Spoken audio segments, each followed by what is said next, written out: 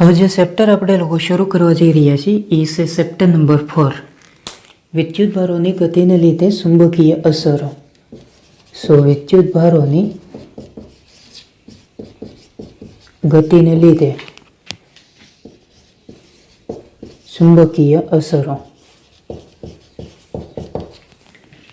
આપણને ખ્યાલ છે કે વિદ્યુતભારો જ્યારે ગતિ કરતા હોય તો એને લીધે વિદ્યુત પ્રવાહીનું નિર્માણ થાય. નોર્મલી આપણે પહેલું ચેપ્ટર ભણી ગયા વિદ્યુતભાર અને વિદ્યુત ક્ષેત્ર. પહેલા ચેપ્ટર સાથે આપણે ચોથું ચેપ્ટર છે એને કમ્પેરિઝન કરતા જઈશું. પણ મજાની વસ્તુ એ હતી કે પહેલા ચેપ્ટરની અંદર વિદ્યુતભાર છે એને આપણે સ્થિર રાખતા હતા. ત્યાર પછી ત્રીજું ચેપ્ટર પ્રવાહ વિદ્યુત, એની અંદર આપણે વિદ્યુતભાર છે એને ગતિ કરાવતા હતા. એને લીધે વિદ્યુત પ્રવાહ છે એનું નિર્માણ થતું હતું. ડન. ચોથા ચેપ્ટરની અંદર આપણે પહેલેથી એવું ધારીને જ આવીશું કે કોઈ પણ તાર હોય એમાંથી વિદ્યુત ભાર છે એ ગતિ કરે છે. એને લીધે વિદ્યુત પ્રવાહ છે એનું નિર્માણ થાય છે. ડન. તો અહીંયા આગળ વિદ્યુત ભારો જ્યારે ગતિ કરતા હોય તો એને લીધે વિદ્યુત પ્રવાહનું નિર્માણ થાય. આ વિદ્યુત પ્રવાહને લીધે ચુંબકીય ક્ષેત્ર કઈ રીતે જનરેટ થાય. એનો સૌથી પહેલાં આપણે એક સામાન્ય પ્રયોગ છે એ ડિસ્કસ કરીએ. સૌથી પહેલાં મારે ડિસ્કસ કરવું છે એ છે ઓર્સ્ટેડનું અવલોકન. ઓર્સ્ટેડ કોઈ વૈજ્ઞાનિક નથી, એ કોઈ એક સ્કૂલ શિક્ષક છે અને પોતાના વિદ્યાર્થીઓની સમક્ષ પ્રયોગ છે બતાવતો હતો. એનો પ્રયોગ બહુ સિમ્પલ હતો. આવો કોઈ તાર લેવાનો, કરેક્ટ, અને આ તારમાંથી વિદ્યુત પ્રવાહ છે એને પસાર કરવાનો. જ્યારે વિદ્યુત પ્રવાહ છે એને પસાર કરો તો એની આસપાસના વિસ્તારની અંદર ચુંબકીય ક્ષેત્ર ઉત્પન્ન થાય. એ એને પ્રૂવ કરીને બતાવ્યું હતું. કઈ રીતે? ધારો કે આ તાર છે, આમાંથી આપણે કરંટ છે પાસ કરીએ તો આ તારની નજીક કોઈ હોકાયંત્ર, બોલે તો કંપસ, એને રાખવાનું. કંપસની અંદર આવેલી જે નીડલ છે એ આવર્તન બતાવશે. આવર્તન બતાવે એટલે એનો સિમ્પલ અર્થ એવો છે કે તારમાંથી જ્યારે કરંટ પાસ કરીએ તો એની આસપાસના વિસ્તારની અંદર ચુંબકીય ક્ષેત્ર ઉત્પન્ન થાય. ડન. પછી એને વિદ્યુત પ્રવાહ એની ડાયરેક્શન ઉલટાવી, પછી કંપસને આની નજીક રાખ્યું તો આવર્તન છે ને એ જે પહેલાં મળતું હતું એના કરતાં ઉલટું મળ્યું. ડન. આપણે શું કરવાના છીએ? આવો કોઈ તાર લેવાના છીએ અને તારને હું અહીંયા આગળ રાખીશ. આ જે ટપકું છે એનો અર્થ તમારે કરવાનો છે કે વિદ્યુત પ્રવાહ છે બોર્ડના સમતલની બહાર આવે છે. એટલે વાસ્તવની અંદર તાર છે ને એને આપણે આ રીતે બતાવવાના છીએ. ડન. બોર્ડના સમતલમાં તો આ રીતે બતાવી ન શકાય. ક્લિયર? એટલે તાર છે ને એને આપણે ટપકા વડે બતાવશું. જ્યારે કરંટ બહાર આવતો હોય તો, કરંટ જો અંદર દાખલ થતો હોય તો એને આપણે ચોકડી વડે બતાવશું. ક્લિયર? આ બેઝિક ટૂલ તમારે યાદ રાખવા પડશે. ડન. ધારો કે આ રીતે તાર રાખ્યો, કરંટ છે આમ પાસ થાય. ક્લિયર? તમારી સામે. ડન. અહીંયા આગળ હોકાયંત્ર રાખવાનું, એની અંદર આવેલી જે નીડલ છે એ ડિફ્લેક્શન બતાવશે. પછી હોકાયંત્ર છે એને અહીંયા આગળ રાખો તો એની અંદર આવેલી જે નીડલ છે એ પાછું ડિફ્લેક્શન બતાવશે. આ રીતે દરેકે દરેક જગ્યાએ કંપસ છે એને રાખવાનો તો દરેકે દરેક જગ્યાએ નીડલ છે એ આવર્તન બતાવે. ક્લિયર? તો આમ તમે જોવા જાઓ તો એકદમ સિમ્પલ આખો આઈડિયાઝ થઈ ગયો. ધારો કે હોકાયંત્રને એને અહીંયા આગળ રાખ્યું તો નીડલ છે ને એ આ રીતે ડિફ્લેક્શન આપે. પછી હોકાયંત્રને એને અહીંયા આગળ રાખ્યું તો નીડલ આ રીતે ડિફ્લેક્શન આપે છે. પછી ધારો કે હોકાયંત્રને એને અહીંયા આગળ રાખ્યું, નીડલ બોલે તો સોય, તો સોય છે એનું આવર્તન આ રીતે મળ્યું. આ રીતે દરેકે દરેક જગ્યાએ તમે હોકાયંત્રને રાખો તો એની અંદર આવેલી જે નીડલ છે એ દરેકે દરેક જગ્યાએ આપણને આવર્તન આપે. ધારો કે અહીંયા આગળ રાખો તો એનું આવર્તન આમ આવશે, અહીંયા આગળ કંપસને રાખશો તો આવર્તન આમ આવશે. આ રીતે. તો આના ઉપરથી એક વસ્તુ સાબિત છે કે કોઈ પણ વિદ્યુત પ્રવાહધારિત તાર હોય તો એની આસપાસના વિસ્તારની અંદર ચુંબકીય ક્ષેત્ર ઉત્પન્ન થાય. પણ આ જે ચુંબકીય ક્ષેત્ર છે એ સર્ક્યુલર હોય. ક્લિયર? હવે તારમાં વિદ્યુત પ્રવાહની ડાયરેક્શન તમે ઉલટાવી નાખો, ફ્લિપ કરી નાખો તો ધારો કે કરંટ છે એ બોર્ડના સમતલની અંદર જાય, અંદર કરંટ જતો હોય તો આને આપણે ચોકડી વડે બતાવશું. કરંટ છે એ બહાર આવતો હોય તો એને આપણે ડોટ વડે બતાવશું. ક્લિયર? તો હવે આ જે તાર છે એની નજીકના વિસ્તારની અંદર તમે કંપસને રાખશો તો કંપસની અંદર આવેલી જે નીડલ છે એનું આવર્તન હવે આમ આવશે. ડન. સો આ રીતે. અને અહીંયા આગળ ઉદ્ભવતું જે ચુંબકીય ક્ષેત્ર છે એ પણ સર્ક્યુલર જ આવશે, પણ માત્ર ને માત્ર નીડલ છે એની ડાયરેક્શન ખાલી ફ્લિપ છે. ક્લિયર? ધારો કે અહીંયા આગળ હોકાયંત્રને તમે રાખશો તો નીડલ આમ આવર્તન આપે, અહીંયા આગળ તમે કંપસને રાખશો તો નીડલ આમ આવર્તન આપે. તો આના ઉપરથી એક વસ્તુ સાબિત થાય કે વિદ્યુત પ્રવાહ છે એની ડાયરેક્શન તમે ઉલટાવશો તો ચુંબકીય ક્ષેત્ર છે એની ડાયરેક્શન ઉલટાશે. ડન. તારની આસપાસના વિસ્તારની અંદર ચુંબકીય ક્ષેત્ર છે એ સર્ક્યુલર હોય. ધારો કે આ તાર છે, આમાંથી તમે જ્યારે કરંટ પાસ કરશો તો એની આસપાસના વિસ્તારમાં ચુંબકીય ક્ષેત્ર આમ હોય. ડન. અથવા આમ હોય. તો ચુંબકીય ક્ષેત્ર છે એની ડાયરેક્શન બે આવે, કારણ કે કોઈ પણ સર્ક્યુલર હોય, વર્તુળાકાર પથ હોય તો એની માટે બે દિશાઓ છે આવશ્યક છે. એક સમઘડી હોય કાં તો વિષમઘડી હોય. તો ચુંબકીય ક્ષેત્ર છે એ કાં તો સમઘડી દિશામાં હોવું જોઈએ અથવા વિષમઘડી દિશામાં હોવું જોઈએ. ક્લોકવાઇઝ ઓર એન્ટી ક્લોકવાઇઝ હોય. ક્લિયર? તો હવે આની માટે એક સિમ્પલ નિયમ છે, જમણા હાથના અંગૂઠાનો નિયમ, જે એકદમ સિમ્પલ છે. તમે ધોરણ 10ની અંદર ઓલરેડી ભણીને આવેલા છો, એટલે એની અંદર આપણે બહુ વધારે ડિટેલમાં જતા નથી, પણ છતાં હું તમને યાદ કરાવી દઉં. ધારો કે આ તાર છે, આ તારમાં પ્રવાહ આમ પસાર થાય ઉપરની દિશામાં, તો અંગૂઠો છે ને એને પ્રવાહની દિશામાં રાખવાનો. ક્લિયર? અને આંગળીઓ જે દિશામાં વળે એ ચુંબકીય ક્ષેત્રની દિશા થાય. ધારો કે તારમાં ઉપરની દિશામાં પ્રવાહ પસાર થાય તો અંગૂઠાને પ્રવાહની દિશામાં રાખવાનો, આંગળીઓ આમ વળે તો ચુંબકીય ક્ષેત્ર છે એની ડાયરેક્શન આમ આવે. ક્લિયર?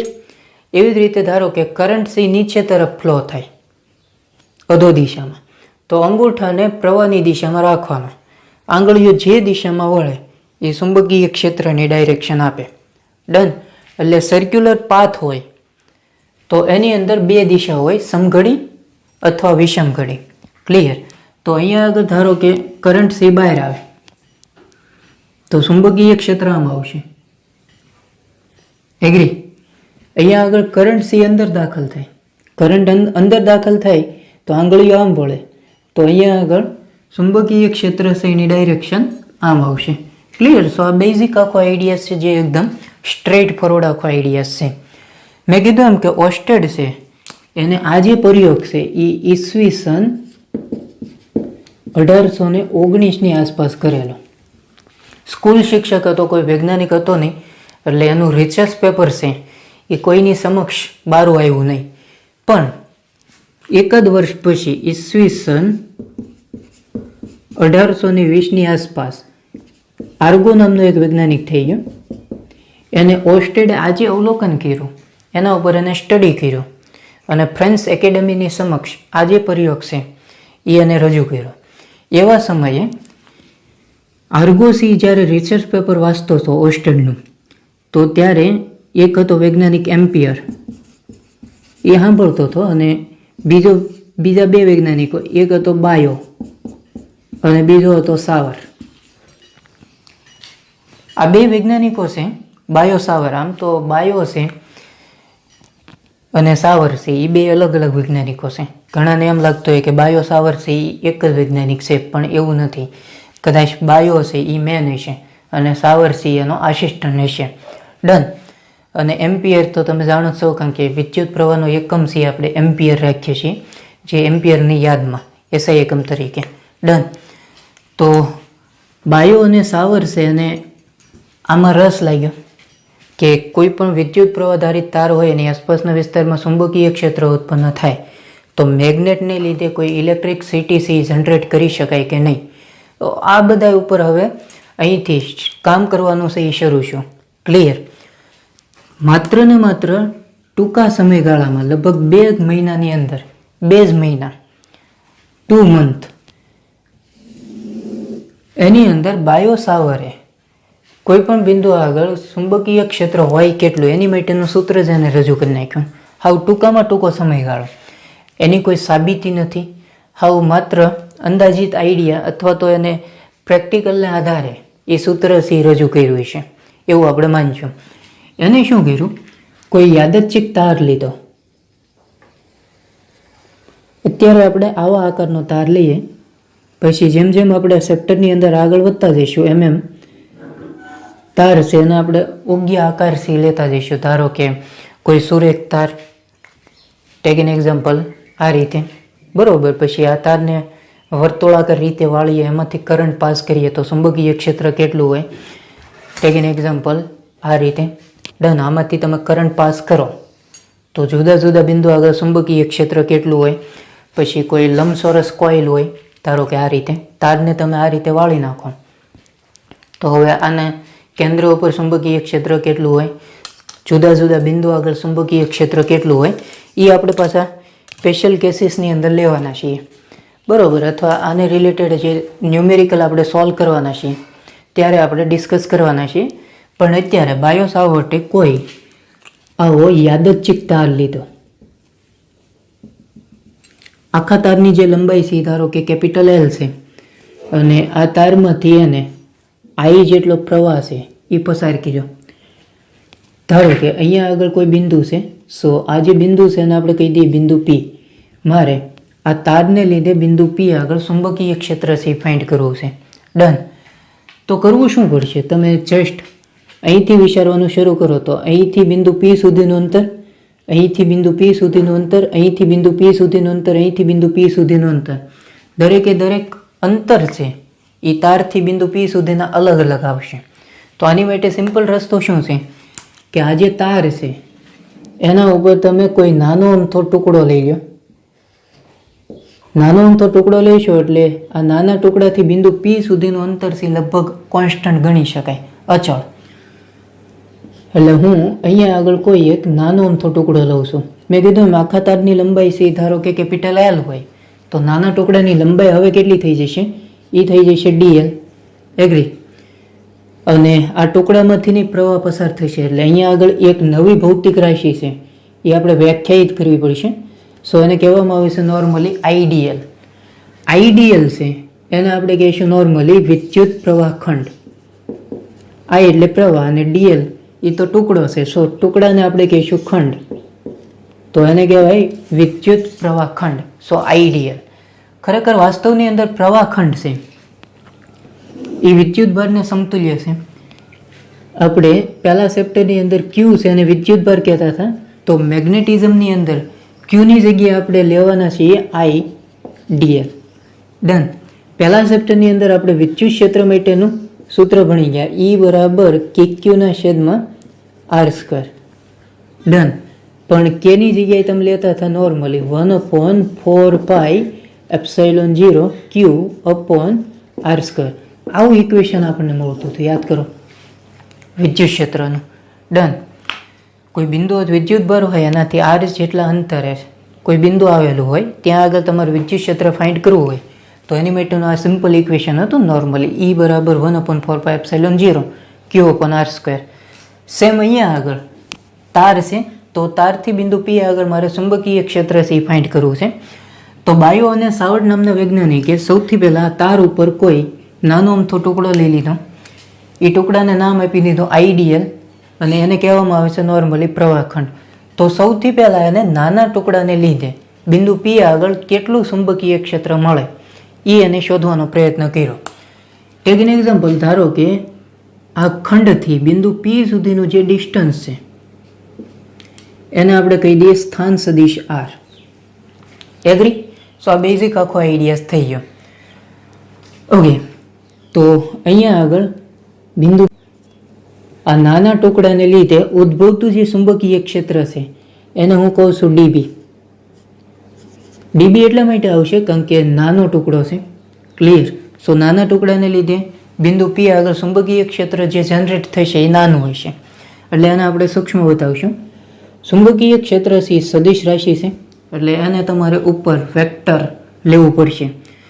ચુંબકીય ક્ષેત્ર બે બાબતો ઉપર આધાર રાખે. એક, પ્રવાહ ખંડ ઉપર લઈ આવશે આઈ ડીએલ, અને બીજું અંતરના વર્ગના વ્યસ્ત પ્રમાણમાં હોય. ડન. એટલે ડીબી છે એ બે બાબતો ઉપર આધાર રાખશે. એક આઈડિયલ વિદ્યુત પ્રવાહ ખંડના સમપ્રમાણમાં, અને અંતરના વર્ગના વ્યસ્ત પ્રમાણમાં હોય. ક્લિયર? અહીંયા આગળ આપણે સેમ કન્ડિશન વિચારીએ તો વિદ્યુત ક્ષેત્ર બે બાબત ઉપર આધાર રાખે, એક ક્યુ અને બીજું આર સ્ક્વેર. સો વિદ્યુત ભારના સમપ્રમાણમાં હોય અને અંતરના વર્ગના વ્યસ્ત પ્રમાણમાં હોય. કમ્પેરિઝન કરતા જાઓ અહીંયા આગળ. સો ઈની જગ્યાએ આવી ગયું ડીબી, એગ્રી. પછી ક્યુની જગ્યાએ આવી ગયું આઈડીએલ અને આર સ્ક્વેર. તો એમને ખરેખર વિદ્યુત ક્ષેત્ર સૂક્ષ્મ હોય તો આવું લખતા હતા ને આપણે, dE is proportional dQ upon R square, આવું થતું હતું. એગ્રી? છેલ્લે સે નિશાની આપણે કાઢીએ તો ડીબી ઇઝ ઇક્વલ ટુ, અહીંયા આગળ અચળાંક આવશે, સમપ્રમાણતા અચળાંક, એ આવશે μ0 upon 4 IDL upon R square. Agree? ચુંબકીય ક્ષેત્ર સી સદિશ રાશિ છે, વિદ્યુત ક્ષેત્ર સી પણ સદિશ રાશિ છે, પણ આને તમે સદિશ સ્વરૂપે લેતા હતા તો અહીંયા આગળ તમે સિમ્પલ લખતા હતા આર કેરેટ, એકમ સદિશ. ધારો કે અહીંયા આગળ કોઈ વિદ્યુત ભાર છે ક્યુ, આ જે બિંદુ છે બિંદુ પી, અહીંયા આગળ તમે વિદ્યુત ક્ષેત્ર છે એ ફાઇન્ડ કરવા માંગો છો. ધારો કે અહીંયા આગળ આપણે કોઈ ટેસ્ટ ચાર્જ છે એને મૂકી દઈએ, આ જે ડિસ્ટન્સ છે ધારો કે આર છે, તો આ પોઈન્ટ આગળ વિદ્યુત ક્ષેત્ર આપણને કેટલું મળતું હતું કે ક્યુ અપોન આર સ્ક્વેર, અને દિશા તમારે લેવી હોય તો આર કેરેટ. ક્યુ છે એ ધન અથવા ઋણ હોઈ શકે. ધારો કે વિદ્યુત ભાર ધન હોય તો વિદ્યુત ક્ષેત્ર ધન મળે, કારણ કે ધન વિદ્યુત ભાર હોય એની ક્ષેત્ર રેખાઓ બહાર આવે. ડન. અને ઋણ વિદ્યુત ભાર હોય તો વિદ્યુત ક્ષેત્ર આપણને ઋણ મળે. ડન. કારણ કે ઋણ વિદ્યુત ભાર છે એની વિદ્યુત ક્ષેત્ર રેખાઓ અંદર દાખલ થાય. અહીંયા આગળ સિમ્પલ હતો, અહીંયા આગળ એવું નહીં થાય. ચુંબકીય ક્ષેત્ર છે એ ધન અથવા ઋણ હશે, પણ એની ડાયરેક્શન ઉપરથી તમારે નક્કી કરવાનું થશે. કાં તો ચુંબકીય ક્ષેત્ર છે એ બોર્ડના સમતલની અંદર હશે, અથવા ચુંબકીય ક્ષેત્ર છે એ બોર્ડના સમતલની બહાર હશે. તો અંદર અને બહાર માટે આપણે સ્પેશિયલ સિમ્બોલ છે એનો યુઝ કરવાના છે. ધારો કે ચુંબકીય ક્ષેત્ર છે બોર્ડના સમતલની બહાર હોય તો એને આપણે આવા ટપકા વડે બતાવશું, જેને આપણે ડોટ કહીશું. આનો અર્થ તમારે કરવાનો છે કે ચુંબકીય ક્ષેત્ર છે બહાર આવે છે, અને ચોકડી હોય એનો અર્થ આપણે એવો કરવાના છીએ કે ચુંબકીય ક્ષેત્ર છે એ અંદર તરફ છે. ક્લિયર? અહીંયા આગળ આપણે બિંદુ પી આગળ ફાઇન્ડ કરવા માંગીએ છીએ આ નાના ટુકડાને લીધે. તો વિદ્યુત પ્રવાહ આમ છે, આ પોઈન્ટ આગળ તમારે ફાઇન્ડ કરવું છે. તો પ્રવાહની દિશામાં અંગૂઠો અને આંગળીઓ જે દિશામાં વળે એ ચુંબકીય ક્ષેત્રની ડાયરેક્શન થાય. તો કરંટ આમ પાસ થાય. આ પોઈન્ટ આગળ તમારે ગોતવું છે, એટલે કેરફુલી ચેક કરો. આંગળીઓ છે એની ડાયરેક્શન આમ આવે છે, તો બિંદુ પી આગળ ચુંબકીય ક્ષેત્રથી અંદરની દિશામાં હશે. અંદર માટે આપણે સોંકડી વડે બતાવશું. ક્લિયર? તો બિંદુ પી આગળ જે ચુંબકીય ક્ષેત્ર આપણને મળશે એ અંદરની દિશામાં હશે. ટેક એન એક્ઝામ્પલ, પ્રવાહ છે એની ડાયરેક્શન આપણે ઉલટાઈ નાખીએ. ધારો કે કરંટ આમ આવે તો અંગૂઠાને પ્રવાહની દિશામાં રાખો, આંગળીઓ છે આમ આવશે બહાર. તો આ પોઈન્ટ આગળ ચુંબકીય ક્ષેત્ર છે આમ આવે બહારના ભાગમાં. ક્લિયર? સો બહારના ભાગમાં આવે તો અહીંયા આગળ સોંકડીની જગ્યાએ તમારે ડોટ કરવું પડશે. જો આની શોખવેટ હું એટલા માટે કરું છું કારણ કે ઓપ્શનની અંદર તમારો જવાબ આવી જાય એટલો ઇનફ નથી. ઘણી વખત ઓપ્શનની અંદર ક્રોસ આપશે, ડોટ આપશે, જવાબ બે સેમ હશે, તો તમારે ડાયરેક્શન છે એ બતાવવી જરૂરી છે. બરોબર? જો ડાયરેક્શન ખબર નહીં પડે તો તમે આન્સર ભલે હાસો લાવ્યા હશો એમસીક્યુની અંદર, પણ એ ખોટો પડી શકે. ડન. એટલે આ ખાસ ધ્યાનમાં રાખવાનું. સો કરંટ આમ પાસ થાય, બિંદુ પી આગળ તમે ફાઇન્ડ કરો છો એટલે ચુંબકીય ક્ષેત્ર અંદર આવશે. અંદર આવે એટલે એને આપણે ક્રોસ વડે બતાવશું. એગ્રી? તો અહીંયા આગળ તમારે શું કરવું પડશે? આ જે ડીએલ છે એને આપણે સદિશ લઈ લઈ, આ સદિશ આર, અને અહીંયા આગળ હું આવી કોઈ લાઈન છે એ ડ્રો કરી નાખું, જેને આપણે સ્પર્શક કહીએ. તો ડીએલ અને સદિશ આર વચ્ચેનો જે એંગલ છે એને આપણે ધારો કે કહી દઈએ થીટા. એગ્રી? તમે ડીએલને આરની દિશામાં ફેરવો, જો તો ડીએલ આમ છે અને આર આમ છે. ક્લિયર? એટલે સમતલ આ થઈ ગયું ને બોર્ડ. તો ડીએલને આરની દિશામાં ફેરવો તો અંગૂઠો છે અંદરની દિશામાં આવે આમ. તો ચુંબકીય ક્ષેત્ર આ પોઈન્ટ આગળ ક્યાં હશે? અંદરની દિશામાં. એટલે તમે આ રીતે વિચારી શકો. એગ્રી? તો તમારે શું કરવું પડશે? અહીંયા આગળ સદિશ સ્વરૂપે લેવું હોય તો અહીંયા આગળ ડીએલ અને ક્રોસ એકમ સદિશ, કારણ કે ચુંબકીય ક્ષેત્ર છે એની ડાયરેક્શન નોર્મલી ક્રોસ પ્રોડક્ટની મદદથી જ મળશે. ક્લિયર? ડીએલને આરની દિશામાં તમે ફેરવશો તો ચુંબકીય ક્ષેત્ર છે કાં તો અંદર આવશે કાં તો બહાર આવશે. એટલે ચુંબકીય ક્ષેત્ર છે એની direction DL cross R caret, આ બેનો જે ગુણાકાર તમે કરશો ક્રોસ ગુણાકાર એની મદદથી મળશે. સિમ્પલ ઇક્વેશન આવી ગયું. DB is equal to mu 0/4 pi IDL upon R square cross R caret. અને લોકો અલગ અલગ રીતે લખતા હોય છે. So DB is equal to mu 0/4 pi IDL cross R caret છે એને આ રીતે લખાય ને, સદિશ આર ભાગ્યા એનું મૂલ્ય, એટલે અહીંયા આગળ આર સ્ક્વેર ઇન્ટુ આર, એટલે એ કેટલું આવશે? R cube. દરેક ઇક્વેશન છે તમારે યાદ રાખવાના છે. અધરવાઇઝ આનું મૂલ્ય તમારે લેવું હોય તો એ પણ આપણને મળશે. સો એ મળશે dB is equal to mu 0/4 પાઈ આઈડીએલનું મૂલ્ય એટલે આઈડીએલ, અને અહીંયા આગળ આર કેપ છે એનું મૂલ્ય એકમ સદિશ પ્રમાણે એક એકમ આવે ને નોર્મલી. આર કેપ એટલે એકમ સદિશ. હું આનું મૂલ્ય લઉં છું, તમે આનું પણ લઈ શકો. તો આ થઈ ગયું આઈડીએલ, આર કેરેટનું મૂલ્ય એક એકમ, અને ક્રોસ કાઢો તો શું આવે? સાઇન થીટા, અને છેદમાં આવશે આર સ્ક્વેર. એગ્રી? સો આ બેઝિક આખો આઈડિયા છે. ડન. હવે આના ઉપરથી આપણે અમુક સ્પેશિયલ કેસીસ છે મારે ડિસ્કસ કરવા છે. ધારો કે કોઈ પણ આ રીતે તમને તાર આપ્યો હોય અને તમને કોઈ એમ પૂછે કે આ પોઈન્ટ આગળ ચુંબકીય ક્ષેત્ર હોય કેટલું? ધારો કે આ બિંદુ આગળ આ જે બિંદુ છે એને આપણે કહી દઈએ બિંદુ પી. 0 હોય. શું કામ 0 હોય? કારણ કે અહીંયા આગળ જે એંગલ ક્રિએટ થશે, ધારો કે પ્રવાહ આમ પસાર થાય આઈ જેટલો, ડીએલ આપણે એ જ દિશામાં લેવો પડશે. તો અને અહીંથી અહીંયા સુધીનું ડિસ્ટન્સ ધારો કે આર લઈ લઈએ તો ડીએલ અને આર એક જ દિશામાં છે. એક જ દિશામાં હોય એટલે થીટા સી 0 ન થાય અથવા પાઈ ન થાય. બરોબર? તો સાઇન 0 એટલે 0 થાય, સાઇન પાઈ એટલે 0 થાય. એટલે આ રીતે કોઈ પણ તાર આપ્યો એની અક્ષ ઉપર કોઈ પણ બિંદુ આગળ ચુંબકીય ક્ષેત્ર હંમેશા આપણને કેટલું મળશે?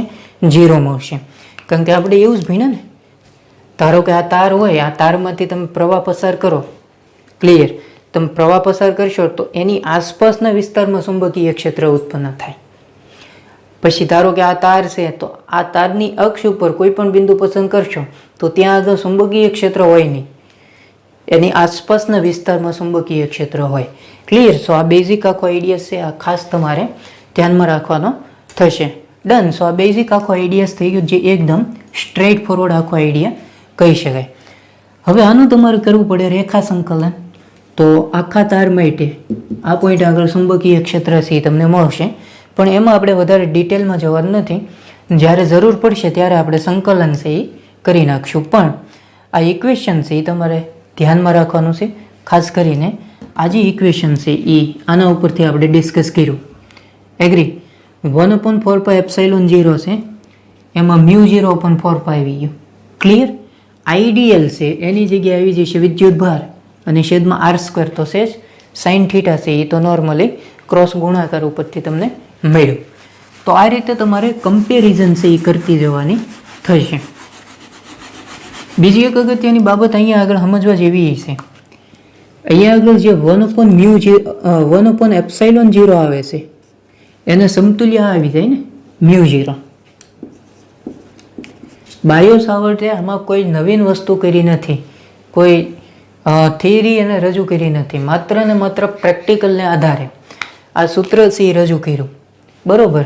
સો ઇલેક્ટ્રોસ્ટેટિક્સ ઉપરથી એ હું અહીંયા આગળ કમ્પેરિઝન છે તમને કરાવતો જાઉં. એપ્સાઇલોન 0 છે અને આપણે કહેતા હતા શૂન્ય અવકાશની પરમિટિવિટી. યાદ આવે છે? તો અહીંયા આગળ મ્યુ 0 છે એને કહેવામાં આવે છે શૂન્ય અવકાશની પરમિએબિલિટી. હું અહીંયા આગળ બાજુમાં લખતો જાઉં છું. સો મ્યુ 0 છે એને કહેવામાં આવે છે નોર્મલી શૂન્ય અવકાશની પરમિએબિલિટી. લીટી તો આવશે પણ કેવી આવશે? પરમિએબિલિટી. ડન. એપ્સાઇલોન 0 છે એની આપણે કિંમત લાવતા હતા, યાદ કરો તો એ આવતી હતી 8.85 ગુણ્યા 10⁻12 SI એકમ પ્રમાણે. તો અહીંયા આગળ મ્યુ 0 છે એની વેલ્યુ આવશે પ્રેક્ટિકલી, એ થઈ જશે મ્યુ 0 ઇઝ ઇક્વલ ટુ 4 પાઈ ગુણ્યા 10⁻7. આ યાદ જ રાખવાની છે તમારે, કારણ કે પ્રેક્ટિકલ છે, પ્રેક્ટિકલી વેલ્યુ છે. અને એકમ શું આવશે? એકમ તમે અહીંથી બનાવી શકો નોર્મલી, અહીંથી આ કોઈ પણ ઇક્વેશનમાંથી બનાવી શકાય. ચુંબકીય ક્ષેત્ર છે એનો એકમ આવે ટેસ્લા. નિકોલા ટેસ્લાની યાદમાં એનો એકમ રાખવામાં આવે છે ટેસ્લા.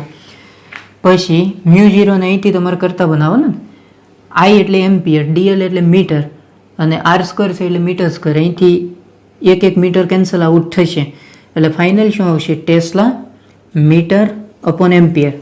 તો એ આવશે tesla metre upon ampere. So mu 0 છે એનો એકમ આવશે tesla metre upon ampere. Done. આ વેલ્યુ તમારે યાદ રાખવાની છે. અદરવાઇઝ મ્યુ 0 અપોન 4 પાઈ છે એની વેલ્યુ શું આવશે?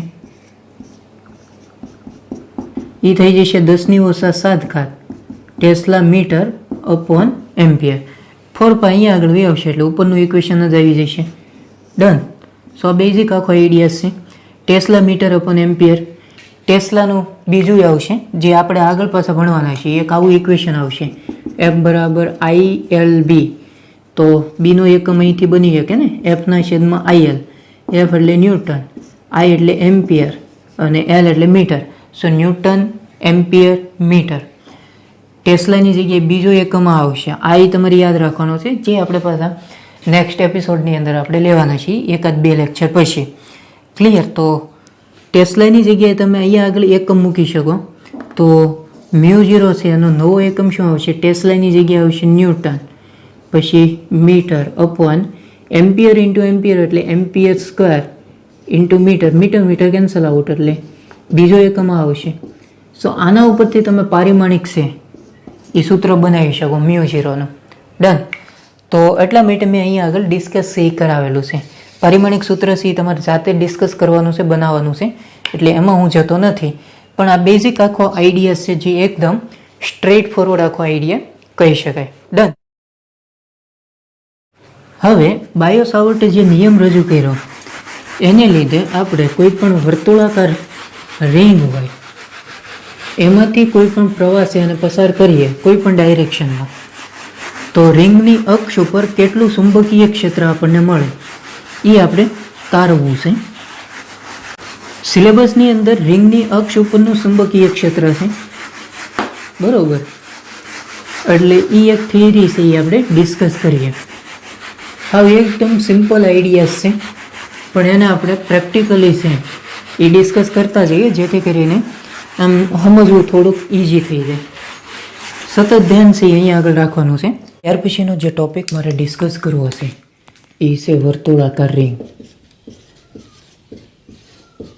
વર્તુળાકાર રિંગને લીધે એની અક્ષ ઉપર ચુંબકીય ક્ષેત્ર કેટલું હોય એ આપણે લોકોએ ફાઇન્ડ કરવાનું છે. આમાં ટોપિક છે એકદમ ઇઝી છે, પણ તમારે સતત છે ધ્યાન રાખવું પડશે. ડન. અહીંયા આગળ હું કોઈ વર્તુળાકાર રિંગ છે એને ધ્યાનમાં લઉં છું. ટેક એન એક્ઝામ્પલ આ રીતે.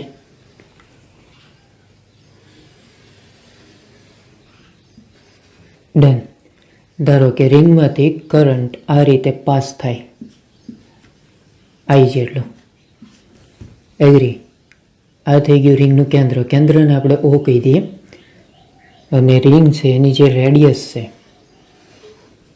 એને આપણે કહી દઈએ કેપિટલ આર. અધરવાઇઝ તમે રિંગ છે એની ત્રિજ્યાને સ્મોલ એ પણ લઈ શકો. અહીંયા આગળ હું કેપિટલ આર લઉં છું. ડન. વાસ્તુની અંદર રિંગ છે આ ટાઈપની હોય. આ નોર્મલી રિંગ થઈ ગઈ. હવે બોર્ડમાં તો આપણે આ રીતે રિંગને બતાવી નહીં શકીએ, બરોબર. એટલે રિંગ છે ને એને વાસ્તુની અંદર આમ રાખેલી છે. એગ્રી? તમે કેરફુલી ચેક કરવા જશો, આ જે ભાગ છે એ રિંગનો આ ભાગ થઈ ગયો અને આ જે ભાગ છે એ રિંગનો આ ભાગ થઈ ગયો.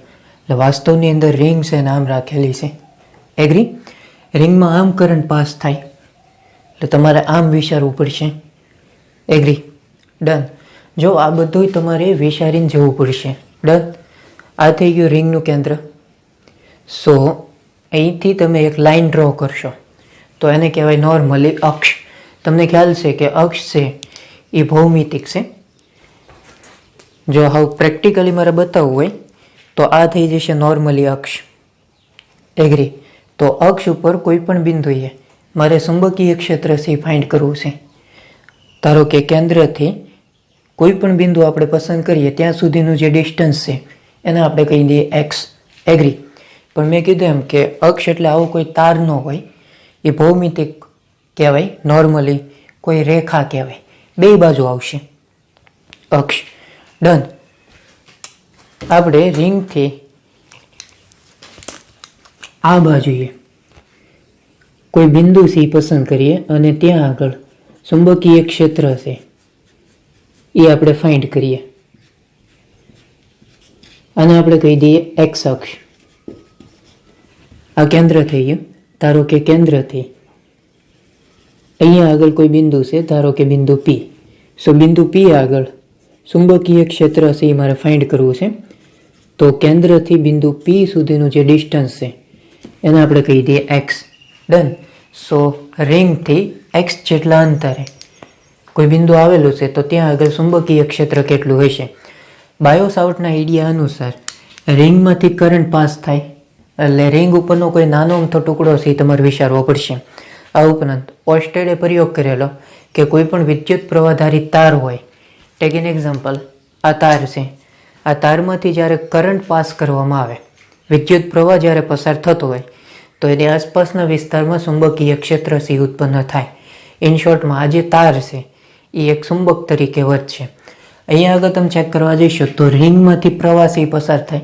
રિંગમાંથી પ્રવાહ પસાર થતો હોય તો રિંગની આસપાસના વિસ્તારની અંદર ચુંબકીય ક્ષેત્ર ઉત્પન્ન થશે. એગ્રી? અને રિંગ છે એ એક ચુંબક તરીકે વર્તશે. ડન.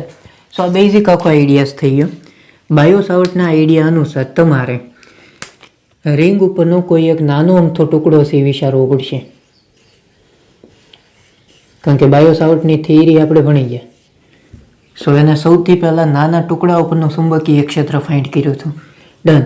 એટલે અહીંયા આગળ આપણે કોઈ રિંગ ઉપર નાનો અમથો ટુકડો છે વિચારીએ. આ નાના ટુકડાને આપણે કહેતા હતા આઈડિયલ, જેને આપણે કહેતા હતા વિદ્યુત પ્રવાહ ખંડ. ડન.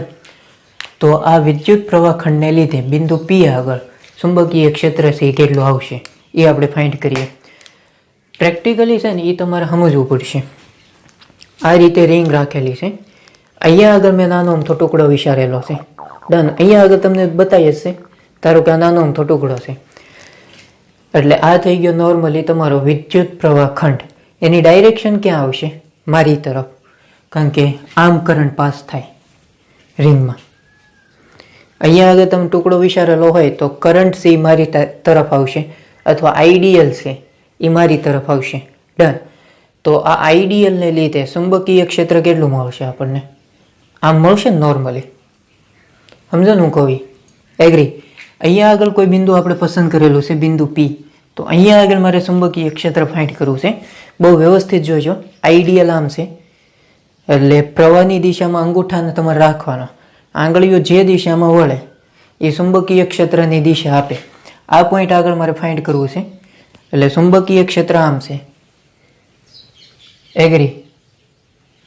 એટલે આ પોઈન્ટ આગળ ચુંબકીય ક્ષેત્ર નીચે તરફ આપણને મળશે. ડન. જોજો અહીંયા મારે આગળ આકૃતિમાં બતાવવું હોય તો એને હું આ રીતે બતાવીશ. You can see that. આમ પ્રવાહ અંદર છે કારણ કે રિંગ આમ છે એટલે આઈડિયલ અંદર તરફ છે. અંદર તરફ છે એટલે ચુંબકીય ક્ષેત્ર આમ આવશે આસપાસના વિસ્તારમાં. એગ્રી? બહુ કેરફુલી જોતા જઈજો. ચુંબકીય ક્ષેત્ર આમ છે એ આમ. આપણે બિંદુ પી આગળ ફાઇન્ડ કરવાનું છે આમ એટલે એનું ચુંબકીય ક્ષેત્ર આમ આવશે. એ જે આવે એને આપણે કહી દઈએ ડીપી. પરફેક્ટ. ધારો કે હવે અહીંયા આગળ હું એક બીજો નાનો અમથો ટુકડો વિચારું. અગેન એક ફેરી ધ્યાન આપજો. આ થઈ ગયો આઈડિયલ. તમને શું લાગે અહીંથી કરંટ જો અંદર દાખલ થતો હોય તો અહીંથી કરંટ બહાર આવશે? You can see that. ધારો કે આ કોઈ રિંગ થઈ ગઈ. સૌથી પહેલો ટુકડો આપણે અહીંયા આગળ વિચારેલો. એક્ઝેક્ટ એની સામેનો વિસ્તાર તમે વિચારો તો બીજો ટુકડો મેં અહીંયા આગળ વિચારેલો છે. ડન. કરંટ આમ પાસ થાય એટલે એક આઈડિયલ આમ આવ્યો, અહીંથી પ્રવાસીની ડાયરેક્શન બદલાઈ જાય. હવે આઈડિયલ તમારી તરફ આવશે. એગ્રી? તમારી તરફ આવે એટલે અંગૂઠાને આ રીતે રાખવાનું, કારણ કે પ્રવાહ હવે આમ પસાર થાય તો ચુંબકીય ક્ષેત્રથી આમ આવશે, આમ. ખ્યાલ આવે છે? અહીંયા આગળ ધારો કે કોઈ બિંદુ પી છે, ત્યાં આગળ આપણે મેગ્નેટિક ફિલ્ડ છે એ ફાઇન્ડ કરવું છે, એની ડાયરેક્શન કઈ આવશે? ઓકે, જોતા જઈજો પ્રેક્ટિકલી. ચુંબકીય ક્ષેત્ર આમ આવશે. ડન. ધારો કે અહીંયા આગળ બિંદુ પી છે તો આમ આવશે ને નોર્મલી ચુંબકીય ક્ષેત્રની દિશા ઉપર તરફ. પરફેક્ટ. આકૃતિની અંદર તમારે ચેક કરવું હોય તો આ રીતે વિચારો, અહીંથી કરંટ સી બારો આવે, કેમ કે અહીંથી કરંટ દાખલ થાય તો અહીંથી કરંટ બારો આવશે, લાંગળીઓ આમ વળે તો ચુંબકીય ક્ષેત્રથી આમ આવશે. એગ્રી? ચુંબકીય ક્ષેત્ર આમ આવે તો બિંદુ પી આગળ ચુંબકીય ક્ષેત્રની ડાયરેક્શન કઈ છે જોતા જઈજો. આમ તમારે સર્કલ બનાવવો પડશે ને, કારણ કે ચુંબકીય ક્ષેત્ર રેખાઓ હંમેશા સર્ક્યુલર હોય. તો બિંદુ પી આગળ તમારે ફાઇન્ડ કરવું છે તો એ આમ આવશે. સૂક્ષ્મ ભાગ છે એટલે ચુંબકીય ક્ષેત્ર પણ કેવું આવશે? સૂક્ષ્મ આવશે. એગ્રી? અહીંયા આગળ ધારો કે જે ખૂણો ક્રિએટ થાય એને આપણે કહી દઈએ થીટા. ડન. આ તો આખું સર્કલ તૈયાર છે, એટલે અહીંથી અહીંયા સુધી જે અંતર આવશે એ તો ખરેખર રેડિયસ આવશે. જો આ સર્કલ આખું તૈયાર થશે આમ, બરોબર ને? તો આ ત્રિજ્યા થઈ જાય, આ જે છે એ સ્પર્શક થઈ જાય. ત્રિજ્યા અને સ્પર્શક છે એ બે એકબીજાને હંમેશા કેવા હોય? લંબ હોય. એટલે આ જે ખૂણો બનશે એ 90 નો બનશે. એગ્રી? આ 90 નો બનતો હોય તો આ પણ 90 થશે, કારણ કે આ તો કાટખૂણો છે. તો આ થઈ જાય ડેફિનેટલી 90 માઇનસ થીટા અથવા π/2 માઇનસ થીટા. તો પાછો આ એંગલ કેટલાનો આવશે? થીટાનો જ આવશે. ડન. સિમિલર આ એંગલ પણ કેટલાનો આવશે? થીટા. આ થઈ જશે નોર્મલી રેડિયસ. એ કેટલું ડિસ્ટન્સ આવશે? આર જ આવશે. ધારો કે ખંડથી બિંદુ પી સુધીનું જે ડિસ્ટન્સ છે એને આપણે આર કહી દઈએ. ડન. અગેન તો આ પાછું થઈ જશે 90, આ થશે 90 માઇનસ થીટા, આ આવી જશે નોર્મલી π/2. પરફેક્ટ. અને આ એંગલ આવશે પાછો થીટાનો. ડન. અહીંયા આગળ ચુંબકીય ક્ષેત્ર છે એના બે ઘટકો તમારે પાડવા પડશે, સમક્ષિતિજ ઓર શિરોલંબ. You can see it. DB છે, ડીબી એને એક્સ અક્ષ સાથે બનાવેલો ખૂણો છે થીટાનો છે, એટલે એના બે ઘટકો પડે. કારણ કે ચુંબકીય ક્ષેત્ર છે હંમેશા બે ડાયરેક્શનમાં હોય, કાં તો એક્સ દિશામાં હશે અથવા વાય દિશામાં હશે. ડન. તો ટેક એન એક્ઝામ્પલ, આ જે ખૂણો બનશે, આ જે ઘટક પડશે એ થઈ જશે નોર્મલી ડીબી કોસ થીટા, અને બીજો જે ઘટક આવશે એ થઈ જશે નોર્મલી ડીબી સાઇન થીટા. એવી જ રીતે આ જે ડીબી છે એના બે ઘટકો પડશે. એક ઘટક આવી જશે નોર્મલી ડીબી કોસ થીટા, અને બીજો જે ઘટક આવશે નીચે તરફ આવશે એ આવશે ડીબી સાઇન થીટા. હવે અહીંયા આગળ તમે બે ટુકડા વિચારેલા છે, તમે આખી રિંગ ઉપરના નાના નાના ટુકડા વિચારવાનું શરૂ કરો, બરોબર ને? એક ટુકડો આપણે અહીંયા આગળ લીધો, બીજો અહીંયા લીધો, તમે કોઈ પણ જગ્યાએ લઈ શકો. આખી રિંગ ઉપર તમારે નાના નાના ટુકડા છે વિચારવા પડશે, અને ફાઇનલ બિંદુ પી આગળ ચુંબકીય ક્ષેત્ર કેટલું મળે એ તમારે ફાઇન્ડ કરવું પડે.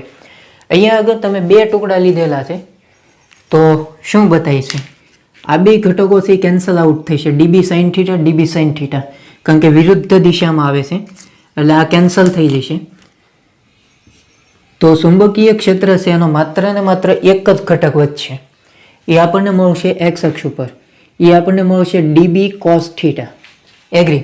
આપણે કોઈ એક ટુકડાને લીધે બિંદુ પી આગળ ચુંબકીય ક્ષેત્ર ફાઇન્ડ કરીએ તો એક ટુકડાનું ચુંબકીય ક્ષેત્ર આવે dB cos theta. Agree? Ultimately તમે જોવા જઈશો તો રિંગ ઉપર તમે અસંખ્ય નાના નાના ટુકડાઓ વિચારી શકો, એ બધાય ટુકડાઓનું ચુંબકીય ક્ષેત્ર આપણને ફરજિયાત એક્સ દિશામાં જ મળશે. એ આપણને મળશે ડીબી કોસ થીટા. કોઈ પણ સંજોગોમાં ડીબી સાઇન થીટા છે કેન્સલ આઉટ જ થશે. એગ્રી?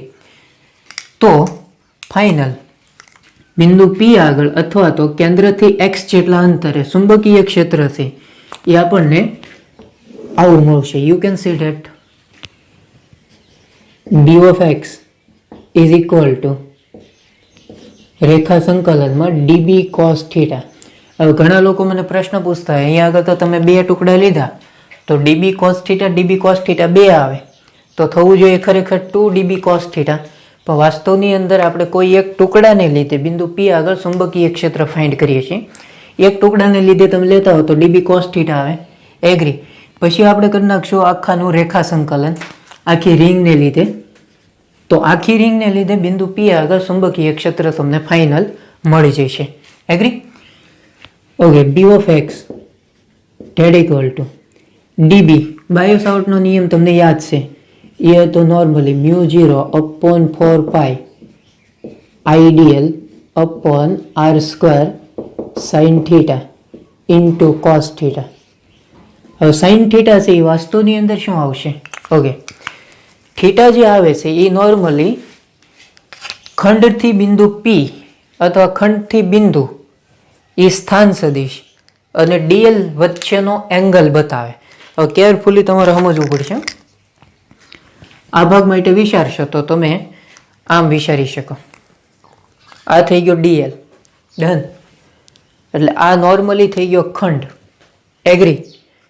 અને અહીંયા આગળ ધારો કે કોઈ બિંદુ આવેલું છે, બિંદુ પી. ડન. તો ખંડથી બિંદુ પી એ થઈ ગયો સ્થાન સદિશ અને બીજો આવશે આઈડીએલ. ડન. એટલે અહીંયા આગળ તમે જોવા જશો તો આઈડીએલ ક્રોસ આર કેપ આવે. એટલે ડીબી છે એ normally DL cross R cap. So DL અને આર કેપ અથવા ડીએલ અને સ્થાન સદિશ આ બે વચ્ચેનો એંગલ બતાવે. તો આ થઈ ગયો નોર્મલી સ્થાન સદિશ, આ જે તાર મેં બતાવ્યો એ. અને આ જે છે એ નોર્મલી થઈ ગયો ડીએલ અથવા આઈડીએલ. તમે કેરફુલી ચેક કરવા જઈશો તો આ બે વચ્ચેનો એંગલ તમને કેટલો બતાય? 90 નો બતાય ને નોર્મલી. તો થીટાની જગ્યાએ આવી જશે નોર્મલી 90. ડન. સો આ બેઝિક આખો આઈડિયાસ થઈ ગયો છે, એ એકદમ સ્ટ્રેટ ફોરવર્ડ છે. તો આ જે થીટા છે ત્યાં આગળ આપણે π/2 મૂકી દઈએ એટલે B of X is equal to સંકલનમાં μ0 upon 4 pi IDL upon R square અને અહીંયા આગળ 90 આવશે, સાઇન 90 એટલે 1 ઇન્ટુ કોસ થીટા. હવે કોસ થીટા એટલે શું થશે? પાસેની બાજુ છેદમાં કર્ણ. થીટો ધારો કે અહીંયા આગળ બને તો પાસેની બાજુ આર થઈ ગઈ અને કર્ણ એટલે આ થઈ ગયું નોર્મલી આર. પરફેક્ટ. કારણ વગરનું છે એ બધું લઈ લો સંકલનની બારું. સો μ0 અપોન 4 પાઈ એ બારું, પછી આઈ બારું, કેપિટલ આર બારો, આર સ્ક્વેર ઇન્ટુ આર એટલે એ થઈ ગયો આર ક્યુબ, એ પણ બારું. તો સંકલનમાં માત્ર ને માત્ર વચ્ચે ડીએલ. અધરવાઇઝ μ0 અપોન 4 પાઈ એ તો કોન્સ્ટન્ટ છે, બરોબર ને? અચળાંક છે એટલે એ તો અચળ જ હશે. આઈ રિંગમાંથી પસાર થતો પ્રવાહ તમે બદલતા નથી એટલે આઈ કોન્સ્ટન્ટ. કે રિંગની ત્રિજ્યા છે એ પણ ન બદલાય. અને આર ક્યુબ રિંગથી અથવા તો રિંગ ઉપર તમે કોઈ પણ ખંડ વિચારશો ત્યાંથી બિંદુ પી સુધીનું અંતર આ પણ કોન્સ્ટન્ટ આવશે. કઈ રીતે? ઓકે, તમે કોઈ પણ બિંદુ પસંદ કરો રિંગ ઉપરનું, કોઈ પણ ખંડ. ધારો કે અહીંયા આગળ આપણે પસંદ કર્યું હોય તો આ ડિસ્ટન્સ જેટલું આવે એટલું અહીંથી અહીંયા સુધીનું ડિસ્ટન્સ ઈ જ આવે, અહીંથી અહીંયા સુધીનું ડિસ્ટન્સ ઈ જ આવે, અહીંથી અહીંયા સુધીનું ડિસ્ટન્સ ઈ જ આવે. એગ્રી? આ તમે આમ વિચારતા હો અને તો આ તો અક્ષ ન કહેવાય, બરોબર ને? અલ્ટિમેટલી તમે સમજો છો અક્ષ આને કહેવાય નોર્મલી. કેન્દ્રમાંથી પસાર થતી હોય એવી રેખા એને આપણે નોર્મલી અક્ષ કહીએ છીએ. એટલે તમારે આમ વિચારવાનું થશે. તો રિંગ ઉપરથી કોઈ પણ બિંદુ તમે પસંદ કરો રિંગ ઉપરનો અને બિંદુ પી સુધીનું અંતર માપવા જશો એ કેવું આવશે? હંમેશા અચળ આવશે. ડન. સમાન જ આવશે કોઈ પણ જગ્યાએથી. એટલે આર ક્યુબ છે એ પણ બારું હોય આવશે. વાસ્તવની અંદર આર ક્યુબ છે એની જગ્યાએ તમે કિંમત મૂકી શકો. ઓકે, આ નોર્મલી કર્ણ થઈ જશે. આ એક બાજુ થઈ ગઈ, આ બીજી બાજુ થઈ ગઈ એટલે આર આપણને શું મળશે? મૂલ્ય આપણે લઈ લઈએ તો એ આપણને મળશે √(x² + r². બરોબર ને? પાયથાગોરસ મુજબ. તો અહીંયા આગળ તમે કિંમત મૂકી શકો એટલે B of X that equal to આવશે μ0/4π I into R. Otherwise R ક્યુબની જગ્યાએ તમે આ વેલ્યુ મૂકી શકો. કેરફુલી જોઈજો એટલે આવી જશે normally x square plus R square. Okay, અહીંયા આગળ ક્યુબ છે એટલે આ થઈ જશે 3/2 અને રેખા સંકલન થઈ જશે dl. પરફેક્ટ, સિમ્પલ છે. Otherwise B of X is equal to μ0/4π આવી ગયું IR upon X square plus R square raise to 3/2. સંકલનમાં dl છે તો આ તો રિંગ છે. રિંગ હોય એની લંબાઈ કેટલી હોય નોર્મલી 2πr. તો અહીંયા આગળ આવી જશે નોર્મલી 2π અને આરની જગ્યાએ તમે લેવી પડશે રિંગની રેડિયસ એટલે એ થઈ ગઈ કેપિટલ આર. પરફેક્ટ, ઉડે એટલું ઉડાડો. સો 2π અહીંથી 2 કેન્સલ આઉટ અને ફાઇનલ શું આવશે B of X is equal to μ0 I R into R એટલે એ થઈ ગયું આર સ્ક્વેર અપોન 2 આવી ગયું x square plus R square raise to 3/2. તો ફાઇનલ રિંગની અક્ષ ઉપર એક્સ જેટલા અંતરે ચુંબકીય ક્ષેત્રથી આપણને અલ્ટિમેટલી એટલું મળશે. આ સૂત્ર તમારે સીધું યાદ જ રાખવાનું છે. So B of X is equal to μ0 I R square upon 2 X square plus R square raise to 3/2 થશે. અહીંયા આગળ એક આંટો છે તો n બરાબર 1 લેવાના. ધારો કે રિંગ છે અને n આંટા હોય તો અહીંયા આગળ તમારે n વડે ગુણી દેવાનું. સિમ્પલ છે. હવે આના ઉપરથી આપણે જુદા જુદા કેસ સી બનાવીએ. Tech an example. સૌથી પહેલો કેસ આપણે વિચારીએ. ધારો કે તમારે રિંગના કેન્દ્ર ઉપર ચુંબકીય ક્ષેત્ર સી ફાઇન્ડ કરવું છે. ઓકે, રિંગના કેન્દ્ર પર તમારે ચુંબકીય ક્ષેત્ર ફાઇન્ડ કરવું હોય તો x બરાબર કેટલું થઈ જશે 0. કારણ કે કેન્દ્ર ઉપર જ તમે ફાઇન્ડ કરો છો તો x બરાબર કેટલું આવે 0 આવે. તો અહીંયા આગળ તમે x ની જગ્યાએ 0 મૂકો તો ફાઇનલ શું આવશે બી ઓફ કેન્દ્ર is equal to μ0 I capital R square upon 2 x ની જગ્યાએ 0 એટલે આર સ્ક્વેર એની ઉપર 3/2 ઘાત થશે. 2 2 કેન્સલ આઉટ થશે એટલે અહીંયા આગળ આવશે આર ક્યુબ. આટાની સંખ્યા આપણે લઈ લઈએ ધારો કે n. તો બી ઓફ કેન્દ્ર ઇઝ ઇક્વલ ટુ n μ0 અહીંથી આ કેન્સલ આઉટ I અપોન આ આવશે નોર્મલી 2r. તો કેન્દ્ર ઉપર ચુંબકીય ક્ષેત્ર આપણને એટલું મળશે. બી ઓફ કેન્દ્ર is equal to μ0 I upon 2r. આટાની સંખ્યા તમને ન આપી હોય તો n બરાબર કેટલા લઈ લેવાના 1 લઈ લેવાના. સિમ્પલ. ત્યાર પછીનો સેકન્ડ કેસ આપણે વિચારીએ. ધારો કે એક્સની સરખામણીમાં રિંગની જે રેડિયસ છે એ ખૂબ નાની હોય. આનો અર્થ સમજો. અક્ષ ઉપર તમે બિંદુ છે એ ખૂબ દૂર પસંદ કરો એટલે એક્સ છે એ મોટો થાય. એની સરખામણીમાં આર છે અને તમે અવગણી શકો. બરોબર ને? Tech an example. તમે અક્ષ ઉપર ધારો કે 3 મીટર સુધી જાઓ છો અને રિંગની જે રેડિયસ છે ધારો કે 2 mm છે તો મીટરની સરખામણીમાં mm ને અવગણી શકાય. એગ્રી? તો આ જે ઇક્વેશન છે એમાં જ્યાં આર આવે એને અવગણો પણ સરવાળા બાદબાકીમાં. બરોબર? ગુણાકારમાં કે ભાગાકારમાં નહીં. તો B is equal to μ0 I R square upon 2. આરને અવગણશો એટલે અહીંયા આગળ આવશે નોર્મલી એક્સ ક્યુબ એટલે આવશે 2x ક્યુબ અને આટાની સંખ્યા આપી હોય તો એ તમારે લઈ લેવાની થશે. તો અક્ષ ઉપર રિંગથી ખૂબ દૂરના અંતરે ચુંબકીય ક્ષેત્રથી આપણને એટલું મળશે μ0 I R square upon 2x cube. Done. અહીંયા આગળ તમે ચેક કરવા જઈશો તો બી ઇઝ પ્રપોર્શનલ આવે 1/x ક્યુબ અતિ દૂરના અંતરે અક્ષ ઉપર. એગ્રી? સો આ બેઝિક આખો આઈડિયાસ થઈ ગયો જે એકદમ સ્ટ્રેટ ફોરવર્ડ આખો આઈડિયાસ કહી શકાય જે એકદમ ઇઝી છે. ડન. ઓકે, આપણે લોકો બાયોસાવર્ટનો નિયમ અને એના સૂત્ર છે એ ભણી ગયા. ચુંબકીય ક્ષેત્ર શોધવા માટેનું સૂત્ર હતું normally DB is equal to μ0 upon 4π IDL cross R cap upon R square. Otherwise આને અલગ અલગ રીતે પણ લખી શકાય. So DB is equal to μ0 upon 4π IDL. R cap છે એની જગ્યાએ આવશે સદિશ આર ભાગ્યા એનું મૂલ્ય ક્રોસ અહીંયા આવશે સદિશ આર ભાગ્યા એનું મૂલ્ય, એટલે અહીંયા આગળ થઈ જશે આર ક્યુબ. ડન. આનું મૂલ્ય પણ તમે શોધી શકો છો. DB is equal to μ0 upon 4 pi IDL sine theta upon R square. Done. So આ અલગ અલગ સૂત્ર થઈ ગયા.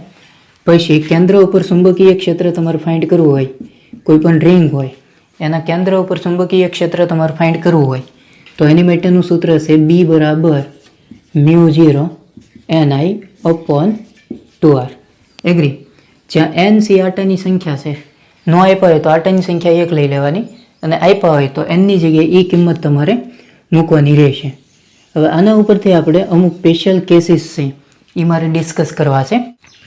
એમાં સૌથી પહેલો કેસ, ધારો કે કોઈ સુરેખ તાર હોય આ રીતે, અને ધારો કે અહીંયા આગળ તમારે ચુંબકીય ક્ષેત્ર છે એ ફાઇન્ડ કરવું છે. ખરેખર તમે વિચારવાનું શરૂ કરશો તો આ જે બિંદુ છે એ તારની અક્ષ ઉપરનું આવેલું બિંદુ છે.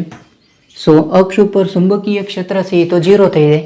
કોઈ પણ સીધો તાર હોય એની અક્ષ ઉપર ચુંબકીય ક્ષેત્ર હંમેશા કેટલું હોય? 0. ઇવન તાર ઉપર તમે ચુંબકીય ક્ષેત્ર ફાઇન્ડ કરવા જશો તો એ પણ 0 થશે, કારણ કે આપણે વાત થઈ ગઈ કે તારની આસપાસના વિસ્તારમાં ચુંબકીય ક્ષેત્ર હોય, તાર ઉપર ચુંબકીય ક્ષેત્ર ન હોય. તો આ અક્ષ થઈ ગઈ. તો અક્ષ ઉપર આ પોઈન્ટ ઉપર ચુંબકીય ક્ષેત્ર આપણને નેટ કેટલું મળશે? 0 મળશે. આ ખાસ અગત્યનું થશે. આપણે હમણાં અમુક એવા પ્રકારના પ્રોબ્લેમ લેશું તો ત્યાં આગળ આ નિયમ છે ખાસ અગત્યનો સાબિત થશે. ડન. ત્યાર પછી સેકન્ડ કેસ આપણે લઈએ. ધારો કે કોઈ તકતી હોય, સપોઝ આ રીતે આપણે વિચારીએ. ડન. આ થઈ ગયું તકતીનું સેન્ટર. સેન્ટરને આપણે ઓ કહી દઈએ, અને તકતી છે એની જે રેડિયસ છે ધારો કે કેપિટલ આર છે. આ તકતી ઉપર કોઈ વિદ્યુત ભાર છે એને વિતરિત કરવામાં આવે આ રીતે. તમને ખ્યાલ છે કે કોઈ પણ તકતી હોય એ જુદી જુદી રિંગ્સની બનેલી હોય. ધારો કે આખી તકતી ઉપરનો વિદ્યુત ભાર છે કેપિટલ ક્યુ, અને તકતી છે અને તમે એફ આવૃત્તિથી રોટેશન કરાવો છો. હવે તમને આઈડિયા આવવો જોઈએ, તકતી છે રોટેશન કરે, તકતી ઉપર વિદ્યુત ભાર છે એટલે વિદ્યુત ભાર પણ રોટેશન કરશે. વિદ્યુત ભાર જો ગતિ કરે તો એને લીધે વિદ્યુત પ્રવાહ છે એનું નિર્માણ થાય, અને વિદ્યુત પ્રવાહને લીધે એની આસપાસના વિસ્તારમાં ચુંબકીય ક્ષેત્ર ઉત્પન્ન થાય. તો મારે આ આખી તકતીને લીધે સેન્ટર ઉપર ચુંબકીય ક્ષેત્ર કેટલું મળે એ મારે ફાઇન્ડ કરવું પડે. તો એની માટે તમારે કોઈ રિંગ્સ છે એ વિચારવી પડશે. મેં હમણાં જ કીધું કે કોઈ પણ તકતી હોય એ જુદી જુદી રિંગ્સની બનેલી હોય. એગ્રી.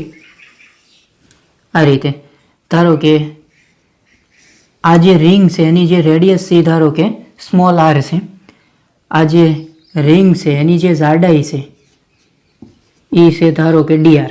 આખી તકતી ઉપર વિદ્યુતભાર કેપિટલ ક્યુ છે, તો રિંગ ઉપરનો વિદ્યુતભાર કેટલો આવશે એને આપણે કહી દઈએ ડીક્યુ.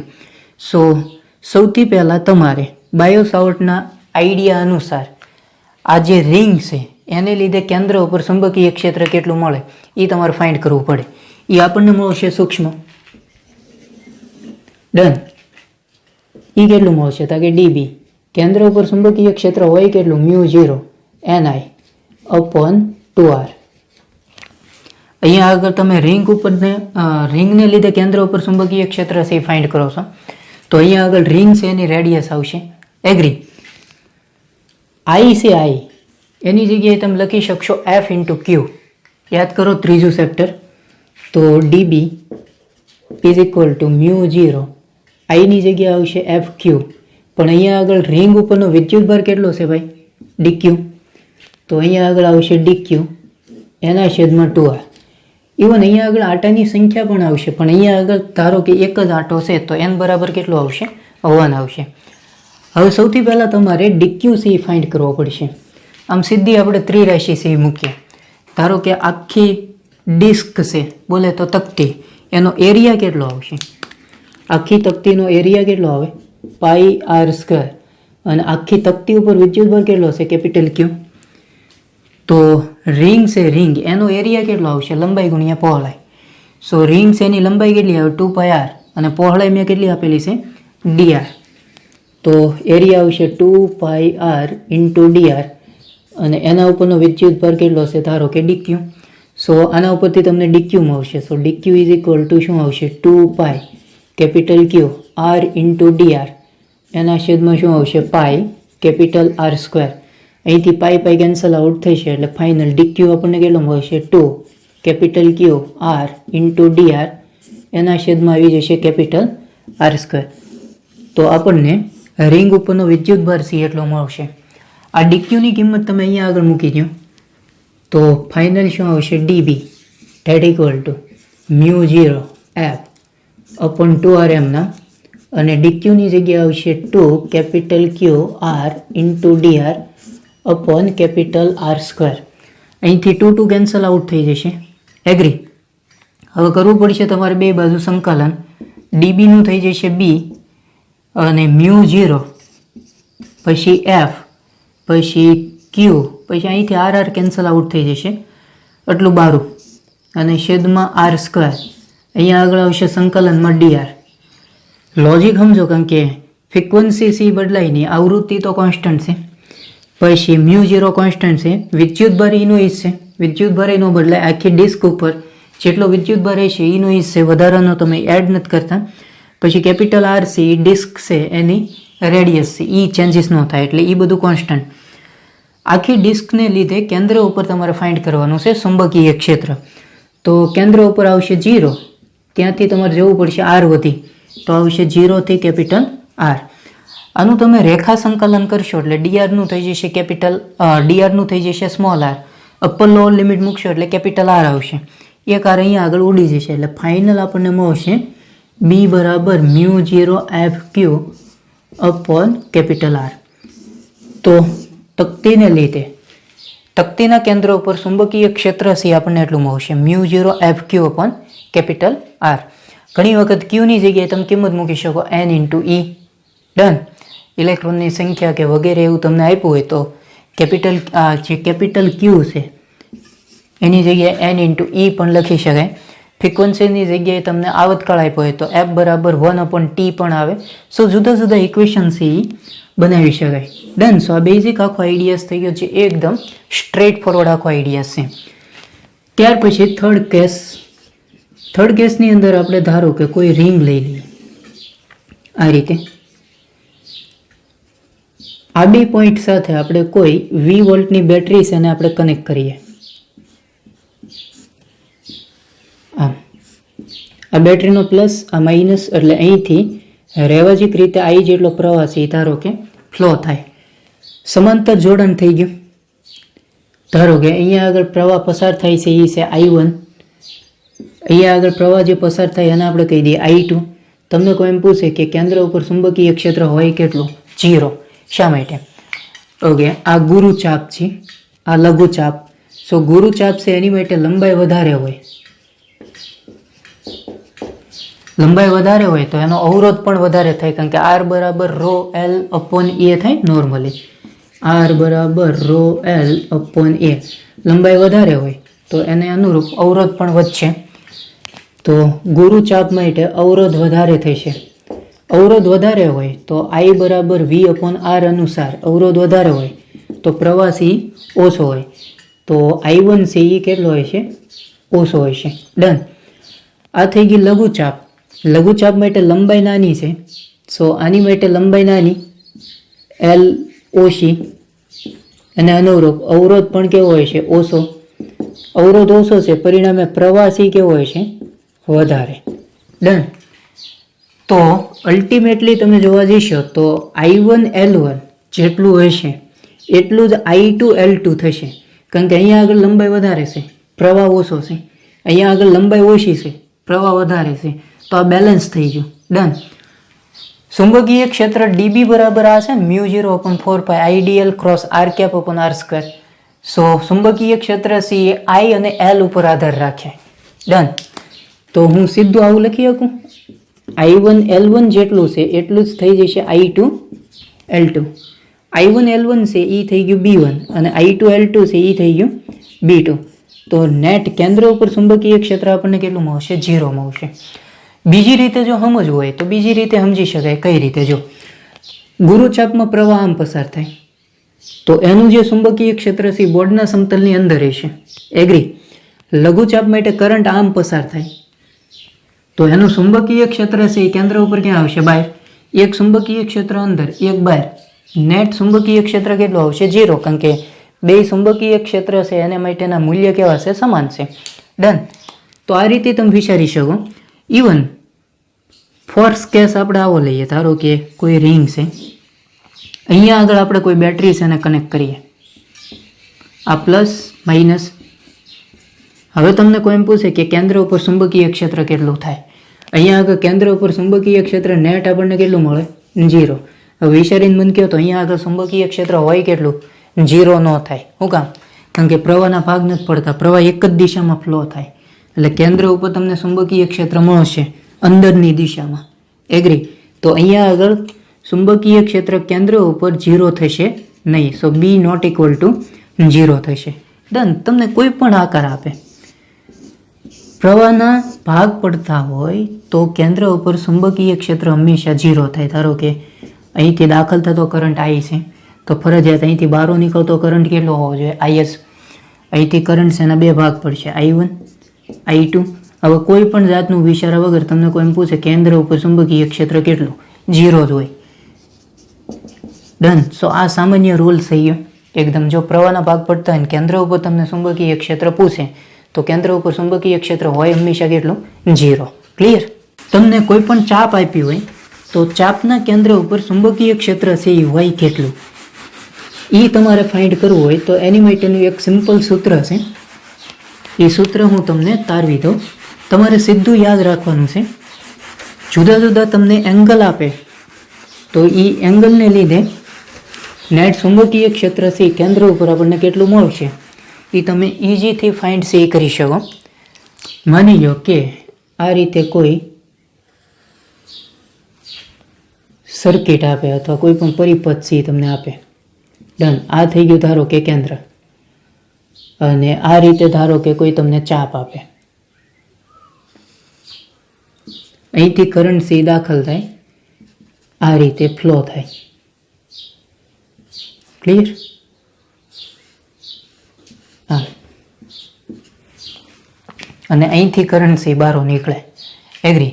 તમારે કેન્દ્ર ઉપર છે એ ચુંબકીય ક્ષેત્ર ફાઇન્ડ કરવાનું છે. ઓકે, જેટલા તાર હોય ને એટલા ચુંબકીય ક્ષેત્ર મળશે આપણને. અહીંયા આગળ 3 તાર છે, પહેલો, પછી આ હળંગ છે એટલે બીજો, અને આ ત્રીજો તાર. ડન. ધારો કે આની જે રેડિયસ છે ધારો કે કેપિટલ R છે અને એંગલ બનાવે છે આખો E છે ધારો કે થીટાનો. અહીંયા આગળ મેં પહેલો પ્રોબ્લેમ લીધેલો છે કે તારની અક્ષ ઉપર કોઈ પણ બિંદુ આવેલું હોય ત્યાં આગળ ચુંબકીય ક્ષેત્ર કેટલું હોય? 0. સો અહીંયા આગળ આપણે ફાઇન્ડ કરવાનું છે. તો આ તાર તમે વિચારો તો આ તારના અક્ષ ઉપર આ બિંદુ આવેલું છે, તો અહીંયા આગળ આ તારને લીધે ચુંબકીય ક્ષેત્ર કેટલું આવશે? 0. સો આનું ચુંબકીય ક્ષેત્ર થઈ જશે 0. કન્ફર્મ? એવી રીતે આની માટે વિચારો, આ તારની અક્ષ ઉપર જ બિંદુ આવેલું છે, તો અક્ષ ઉપર આ તારને લીધે ચુંબકીય ક્ષેત્ર કેટલું આવશે? 0. માત્ર ને માત્ર આપણને આટલા ભાગને લીધે કેન્દ્ર ઉપર ચુંબકીય ક્ષેત્ર મળશે. આમ આપણે સીધી ત્રિરાશિ મૂકી શકીએ. આખું આ ધારો કે સર્કલ બનતું હોય, આખી રિંગ હોય, તો આખી રિંગ માટે ખૂણો કેટલાનો બને? 2π. એગ્રી? ત્યારે કેન્દ્ર ઉપર ચુંબકીય ક્ષેત્ર આપણને કેટલું મળે? μ0 ni upon 2r જેટલું. અહીંયા આગળ ખૂણો બને છે થીટાનો, તો થીટા જેટલો ખૂણો હોય ત્યારે કેન્દ્ર ઉપર ચુંબકીય ક્ષેત્ર કેટલું? ધારો કે એને આપણે કહી દઈએ B. તો B ઇઝ ઇક્વલ ટુ શું આવશે? μ0 ni ઇન્ટુ થીટા upon 2 ને 4 પાઈ r. આટાની સંખ્યા આપી હોય તો n બરાબર લઈ લેવાનું, આટાની સંખ્યા ન આપી હોય તો n બરાબર 1 લઈ લેવાનું. એગ્રી? અહીંયા આગળ ખાસ ધ્યાનમાં એ રાખવાનું છે કે અહીંયા આગળ જે ખૂણો છે એ તમારે ફરજિયાત રેડિયનમાં લેવાનો. બરોબર? ધારો કે 90 ડિગ્રીનો ખૂણો આપ્યો હોય તો થીટા ડાયરેક્ટ 90 નહીં લેવાનો, એને રેડિયનમાં તમારે કન્વર્ટ કરવું પડશે, π/2. ડન. સો આ પણ ન્યુમેરિકલ છે, ત્રીજો ન્યુમેરિકલ છે, ન્યુમેરિકલ વિથ સોલ્યુશનનો. ડન. પણ સીધું સૂત્ર છે એ તમારે યાદ રાખવાનું રહેશે, તો ઘણા પ્રોબ્લેમ છે એ તમારા ઇઝી થઈ જશે. Tech an example. ધારો કે આવું કોઈ તમને સર્કલ આપ્યું હોય, સર્કલ મીન્સ રિંગ, બરોબર. આ થઈ ગયું ધારો કે કેન્દ્ર, આમ આપેલું છે. આ જે એંગલ છે એ ધારો કે 90 ડિગ્રી, 90 ડિગ્રી એટલે π/2 રેડિયન. આવી કોઈ તમને પરિસ્થિતિ આપે, ધારો કે આ તારમાંથી પસાર થતો જે પ્રવાહ છે એ 6 એમ્પિયર છે, અહીંથી બહાર નીકળતો જે પ્રવાહ છે એ પણ ધારો કે 6 એમ્પિયર, અને આમે તમને ખ્યાલ આવે જેટલો કરંટ દાખલ થતો હોય એટલો જ બહાર નીકળે. આ તો રેડિયસ છે, આ કોઈ તાર નથી. એગ્રી? કરંટ સી વાસ્તવમાં આમ ફ્લો થશે, અહીંથી આમ. આ તો રેડિયસ બતાવવા માટે મેં આવી લાઈન ડ્રો કરી, આ કોઈ તાર નથી. ને એટલો ખૂણો જો π/2 નો હોય, આખી રિંગ હોય, એનો ખૂણો થઈ જાય 2π રેડિયન, તો આટલા ભાગનો ખૂણો કેટલાનો બનશે એ આપણને મળશે 3π/2 રેડિયન. ડન. તો કેન્દ્ર ઉપર ચુંબકીય ક્ષેત્ર કેટલું મળે એટલાને લીધે. આમ તમે જોવા જઈશો તો આનું ચુંબકીય ક્ષેત્ર 0 થશે, કારણ કે આ તારના અક્ષ ઉપરનું બિંદુ છે, તો આને લીધે ચુંબકીય ક્ષેત્ર 0. એવી જ રીતે આ તાર ઉપરનું અક્ષ ઉપરનું બિંદુ છે, તો આને લીધે ચુંબકીય ક્ષેત્ર 0 થશે. એટલે આટલા ભાગને લીધે આપણને ચુંબકીય ક્ષેત્ર મળશે કેન્દ્ર ઉપર. એ કેટલું મળશે? ઓકે, આપણી આગળ ઇક્વેશન છે ચાપ આવતી હોય ત્યારનું. સો B બરાબર μ0, આટેની સંખ્યા ધારો કે 1 આપી હોય તો n બરાબર 1 લઈ લેવાનું, આપી હોય તો n લઈ લેવાનું, I પછી થીટાની જગ્યાએ શું આવશે 3π/2 રેડિયન અપોન 4πr. આવું તમને ઇક્વેશન છે એ મળશે. હવે μ0 છે એની કિંમત તમને ખ્યાલ હોય, 4π 10⁻⁷ n તમને આપ્યો હોય તો લેવાના. આ તમને મેં આપેલો છે 6 એમ્પિયર, આનું તમારે સાદું રૂપ આપવાનું. રેડિયસ તમને આપ્યું હોય તો એ લઈ લેવાની. ડન. પણ આ જે ઇક્વેશન છે એ જ્યારે ચાપ આવે ત્યારે જ યુઝ કરવાનું, બરોબર ને? આ ખાસ તમારે ધ્યાનમાં રાખવાનું રહેશે. આ ચેપ્ટરની અંદર મેક્સિમમ સૂત્ર આવશે. દરેક સૂત્ર સી કઈ જગ્યાએ કેવી રીતે યુઝ કરવો એ તો તમારે જ નક્કી કરવાનું રહેશે. ડન. એટલે પહેલા લેક્ચરથી જ તમારે ધ્યાન આપવાનું રહેશે, એટલે લગભગ બધા આઈડિયાઝ છે તમારા સોલ્વ થઈ જશે. ડન. સો આ બેઝિક આખો આઈડિયાઝ થઈ ગયો છે, એકદમ સ્ટ્રેટ ફોરવર્ડ છે. આ ન્યુમેરિકલ નંબર 3 છે, આ ન્યુમેરિકલ 4 છે, બરોબર. આની અંદર તમારે કિંમત છે મૂકવાની રહેશે. એગ્રી? હજી એક આપણે પ્રોબ્લેમ લઈએ, જે એકદમ સ્ટ્રેટ ફોરવર્ડ આખો પ્રોબ્લેમ છે એ કહી શકાય. ધારો કે તમને કોઈ 2 રિંગ આપી હોય, એક રિંગ છે અને આ રીતે ગોઠવી હોય, બીજી જે રિંગ છે અને આ રીતે ગોઠવી હોય. ધારો કે આ રિંગમાં પ્રવાહ આમ પસાર થાય અને આ જે રિંગ છે એમાં કરંટ આમ પસાર થાય. એગ્રી? એટલે તમે આખી વસ્તુને સમજવાનો પ્રયત્ન કરો તો એક રિંગ આમ રાખેલી, આ જે રિંગ છે ને એને આમ રાખેલી છે, ક્લિયર? અને એમાં પ્રવાહ આમ પસાર થાય એટલે એનું ચુંબકીય ક્ષેત્ર આમ આવે. ડન. બીજી રિંગને આમ ગોઠવેલી છે, ક્લિયર? અને એમાં જે પ્રવાહ છે એ નોર્મલી આ રીતે ફ્લો થાય આમ, તો એનું જે ચુંબકીય ક્ષેત્ર આવી નીચે તરફ આવે. એગ્રી? એટલે તમે જસ્ટ એવું વિચારી શકો, આ જે રિંગ છે આમ જે ગોઠવેલી છે એમાં કરંટ આમ ફ્લો થાય એટલે એનું ચુંબકીય ક્ષેત્ર આમ આવશે. એટલે તમે આમ વિચારી શકો, આ પહેલી રિંગનું ચુંબકીય ક્ષેત્ર આપણને મળશે. અને આપણે કહી દઈએ B of x, x દિશામાં મળે એટલા માટે. અને બીજી રિંગ આમ ગોઠવેલી છે એમાં કરંટ આમ પાસ થાય તો એનું જે ચુંબકીય ક્ષેત્ર આવે ક્યાં આવે? નીચે તરફ આવે. એટલે આનું જે ચુંબકીય ક્ષેત્ર આપણને મળશે એ નીચે તરફ મળશે, y દિશામાં, ઋણ y દિશામાં. એને આપણે કહી દઈએ BY. આ બે એકબીજાને લંબ થાય. કેન્દ્ર ઉપર તમારે ચુંબકીય ક્ષેત્ર ગોતવું હોય બે રિંગને લીધે, તો એ આપણને કેટલું મળશે? B of x આપણને કેટલું મળશે? μ0. બે રિંગમાં ધારો કે કરંટ અલગ અલગ પાસ થાય તો μ0 nx ix આવું લઈએ કઈ નહીં, છેદમાં આવશે 2r. ડન. અહીંયા આગળ by બરાબર શું આવશે? μ0 ny iy upon 2r. Radius તો બે માટે કેવી આવશે? સેમ આવશે. આ બે એકબીજાને લંબ છે એટલે પરિણામી ચુંબકીય ક્ષેત્ર આપણને આમ મળશે. એટલે તમારે આવું કરવું પડે. બી બરાબર અંડર રૂટમાં b² x plus b² y કિંમત મૂકવી પડે નોર્મલી. તો અંડર રૂટમાં b² x એટલે આ થઈ ગયું μ0 nx ix અપોન 2r એનો સ્ક્વેર વત્તા by એટલે આ થઈ ગયું તો μ0 ny iy અપોન 2r એનો સ્ક્વેર. એગ્રી?